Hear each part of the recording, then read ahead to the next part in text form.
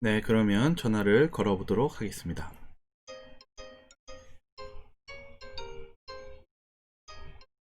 네, 안녕하세요.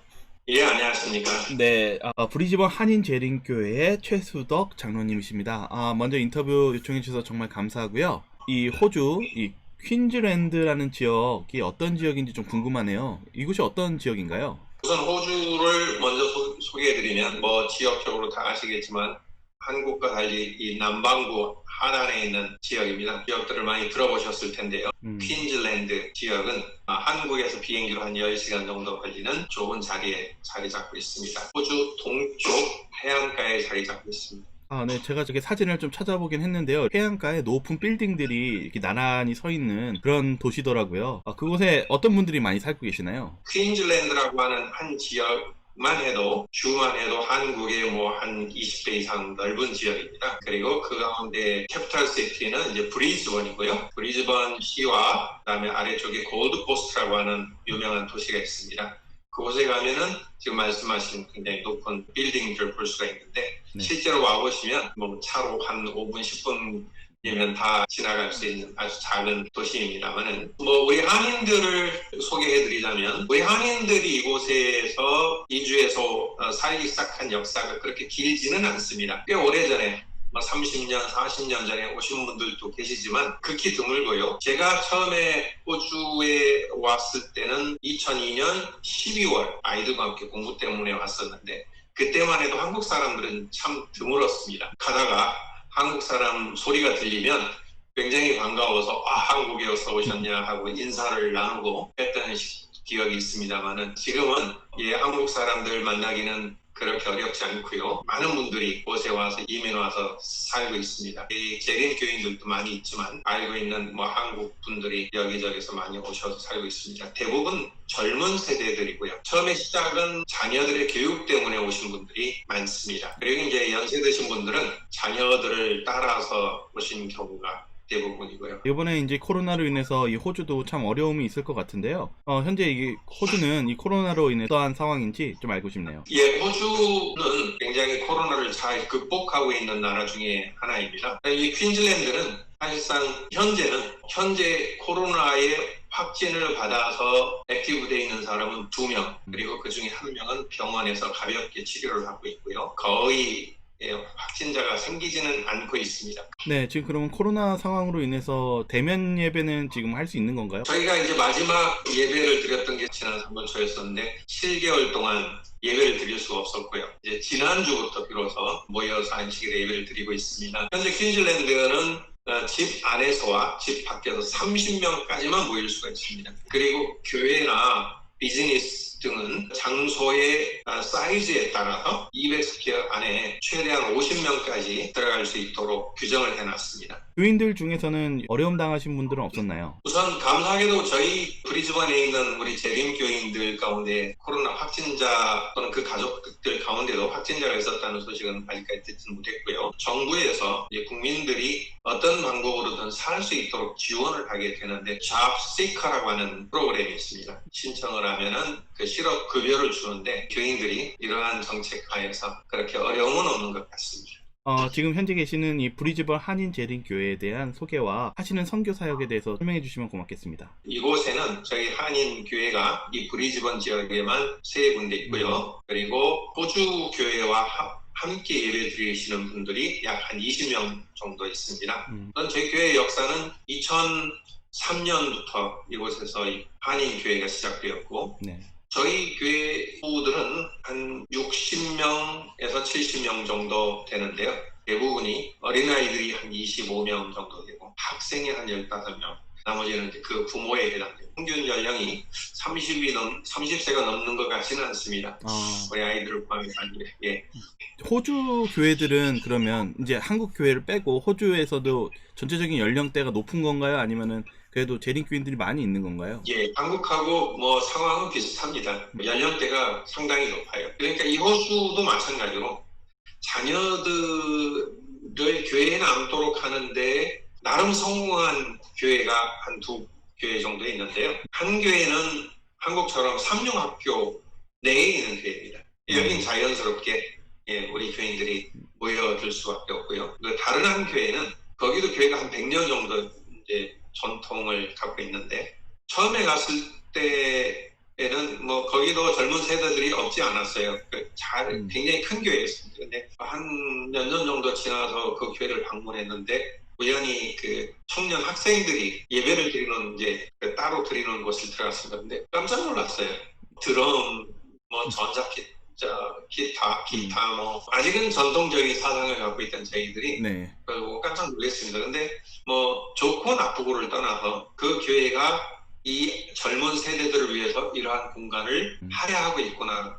그리고는 한 몇 년, 10년 정도 후에 다시 몇 번 찾아갔는데 본당에는 교인들이 거의 없는 거예요. 한 40명, 50명도 안 앉아있어요. 큰 교회가. 아침에 9시 반에 가면 차가 수백 대가 있거든요. 그 교회에. 이 사람들이 다 어디 갔나 봤더니 다 그 젊은 세대들의 예배 드리는 곳에서 같이 참여. 그 아이들의 부모님, 또 그 아이들의 할머니, 할아버지들이 그러니까 이 본당에 남아 계신 분들은 우리 흔히 말하는 상당히 보수적인 분들, 이분들은 이제 여전히 거기 있고 그 공간과 방법을 프로그램을 이 교회가 인정해 줌으로써 이 젊은 세대들을 잡았구나. 그것이 맞는 건지 틀린 건지는 뭐 잘은 모르겠습니다. 그러나 적어도 그 아이들이 교회를 떠나지 않도록 하는데 노력은 하고 있구나 하는 생각을 해봤습니다. 이러한 일들을 함으로써 아이들이 교회에 남아 있을 수 있도록 하는 어떻게 보면 이제 어른들과 아이들 그리고 젊은 세대들이 함께 어울려서 보낼 수 있는 시간이 필요한 거겠죠. 이 교회 안에서도요. 그렇죠. 예. 네.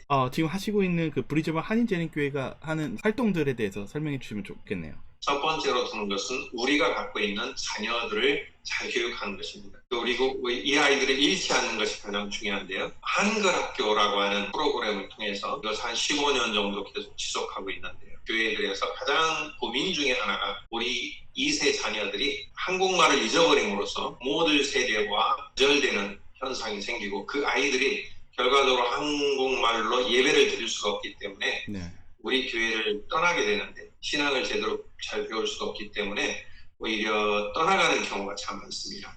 그래서 저희가 이런 점들을 잘 알고 있기 때문에 말하고 듣고 이해하는 데 전혀 손색이 없는 그러한 프로그램으로 한글 학교를 하고 있고요. 우리 교회의 자녀들이 절반 정도 그리고 외지에서 온 아이들이 절반 정도 이렇게 해서 한 25명 정도의 한글 학교를 현재 하고 있었습니다만 아쉽게도 8개월 정도는 코로나 사태 때문에 중단하고 있습니다. 이 한글 학교를 통해서 저희 교회에 들어오는 가정들도 꽤 있습니다. 이런 가정들이 또 저에게 굉장한 활력소가 되고 있고요. 또한 많은 사람들이 음악적인 재능, 악기를 잘 다룬다는 것. 학생들과 청년들이 모여서 오케스트라 단체인데요. 1년에 한 번씩 모이는 호주 퀸즐랜드 빅캠프 모이면 한 4,000명, 5,000명씩 모입니다만은 그럴 때 주도적으로 그 음악 프로그램에서 콘서트를 하고요.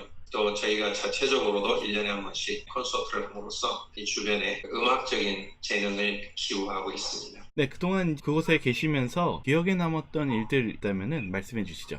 이곳에 살면서 무엇이 가장 기억에 남느냐 묻는다면 비자 문제일 것입니다. 이곳에서 영주권을 얻기까지의 과정 속에서 많은 분들이 어려움을 겪었을 텐데요. 그러한 모든 과정들을 다 거쳐서 현재는 브리즈번 교회 대부분의 분들은 비자를 다 가지고 있고요. 영주권이라고 해야 되겠죠. 그리고 대부분 그분들은 시민권을 취득하신 분들도 많이 있습니다. 근데 앞으로 28일 내에 호주를 떠나라 라고 통보를 받았을 때에도 저희들이 함께 모여서 기도하고 하나님께 무릎을 꿇고 도장을 찍는 분은 정부 이민성의 케이스 오피서겠지만 그것을 결정하시는 분은 하나님이시라는 사실을 저희들이 잊지 않고 기도를 했었습니다.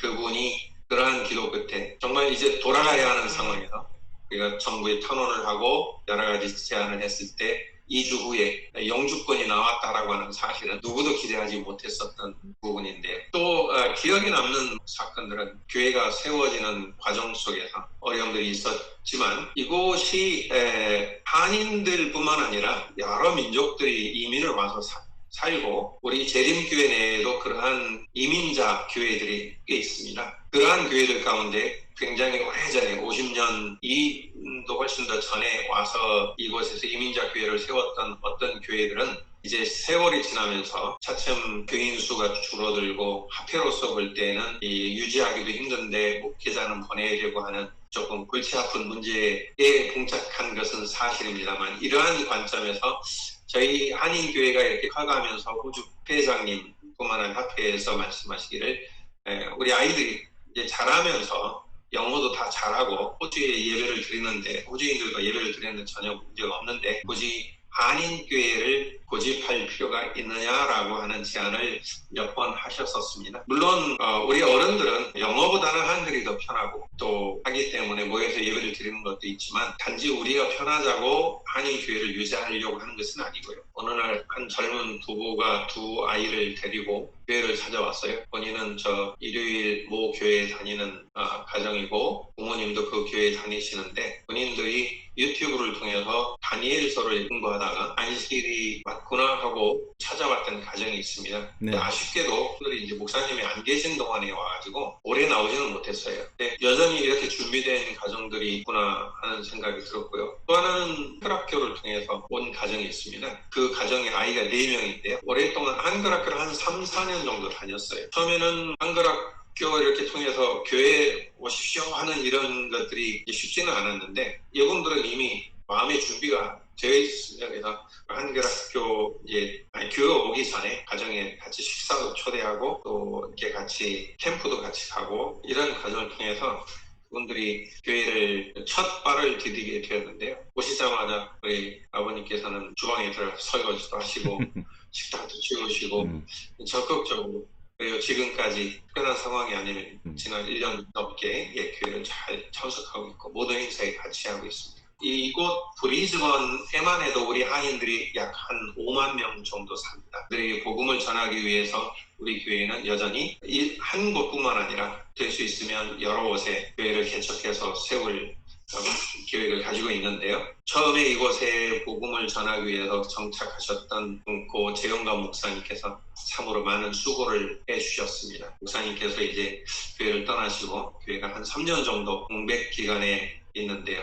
목회자가 없는 상태로 있는데, 한국연합회와 남합회에서 배려를 해주셔서 고청현 목사님을 작년 올해 3월부터 보내주시기로 이제 계획을 하고 합회와 모든 절차를 거치고 있었습니다. 수속을 받는 과정에 코로나 사태가 일어나서 현재까지 들어오고 있지는 못하고 있지만 내년 1월, 2월에는 들어오실 수 있을 거라고 기대를 해봅니다.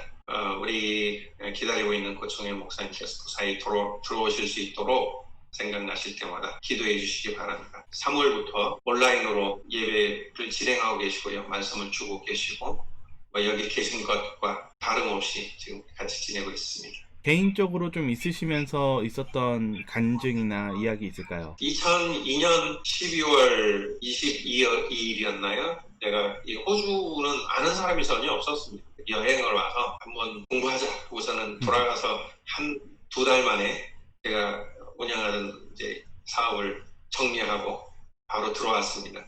그리고 온 김에 니네도 공부하고 나도 좀 공부하다 그래서 이제 대학원에 등록하고 영어 공부를 시키려고 왔기 때문에 한국 사람이 없는 곳을 찾았습니다. 외국인들하고 이제 교회도 다니면서 학교 문제로 재영감 목사님 사모님과 컨택이 돼서 어떻게 하다 보니까 목사님께서 저희를 공항까지 픽업을 오셨습니다. 그래서 저희가 이제 실제를 지게 되었는데 한 30분 정도 이야기를 나눴나요? 목사님께서 한참 말씀 이렇게 얘기하시다니 여기서 교회 하나 세웁시다.